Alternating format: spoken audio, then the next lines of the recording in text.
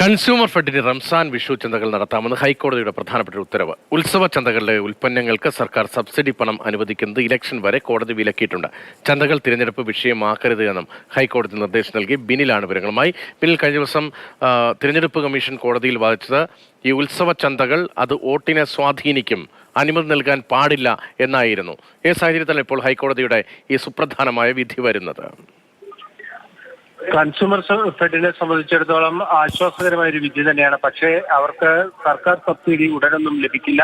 തെരഞ്ഞെടുപ്പ് കഴിയാതെ സബ്സിഡി പണം അനുവദിക്കാൻ പാടില്ല എന്ന നിർദ്ദേശമാണ് സർക്കാരിന് ഇപ്പോൾ ഹൈക്കോടതി നൽകിയിരിക്കുന്നത്. കാരണം ഈ തെരഞ്ഞെടുപ്പിന്റെ ഈ ഘട്ടത്തിൽ കൺസ്യൂമർ ഫെഡ് 250ഓളം ഉത്സവ ചന്തകൾ നടത്തുകയും അത് സർക്കാരിന്റെ സഹായത്തോടെയുള്ള സബ്സിഡി ചന്തകളായി മാറുകയും ചെയ്യുമ്പോൾ അത് തെരഞ്ഞെടുപ്പ് വിഷയമായി മാറും എന്നതാണ് ഹൈക്കോടതിയുടെ നിരീക്ഷണം. അത് ഒരു തരത്തിലും ഈ തെരഞ്ഞെടുപ്പ് ഘട്ടത്തിൽ അനുവദിക്കാൻ കഴിയില്ല എന്ന് കോടതി വ്യക്തമാക്കി. അതുകൊണ്ടാണ് ഈ ചന്തകൾ നടത്താൻ കഴിയുമെങ്കിലും അതിനുള്ള സബ്സിഡി സഹായം തെരഞ്ഞെടുപ്പ് കഴിയുന്നതുവരെ തടഞ്ഞു വെച്ചുകൊണ്ടുള്ള തീരുമാനം കോടതിയുടെ ഭാഗത്ത് നിന്ന് വന്നിരിക്കുന്നത്.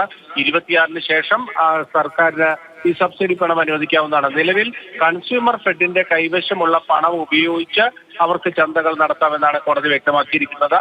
ഇവിടെ തെരഞ്ഞെടുപ്പ് കമ്മീഷന്റെ വാദം കൂടിയാണ് ഹൈക്കോടതി ശരിവെച്ചിരിക്കുന്നത്. നേരത്തെ തെരഞ്ഞെടുപ്പ് കമ്മീഷൻ ഈ ഫണ്ട് അനുവദിക്കുന്നത് വിലക്കിയിരുന്നു. അതിനെതിരെയാണ് കൺസ്യൂമർ ഫെഡ് ഹൈക്കോടതിയിലെത്തിയത്. റംസാൻ വിഷു ചന്തകൾ നടത്താമെന്നാണ് ഹൈക്കോടതിയുടെ ഉത്തരവ്. പക്ഷേ സബ്സിഡി പണം അനുവദിക്കുന്നത് തിരഞ്ഞെടുപ്പിന് ശേഷം എന്നതും നിർദ്ദേശമുണ്ട്. ബിനിലാണ് വിവരങ്ങൾ നൽകിയത്.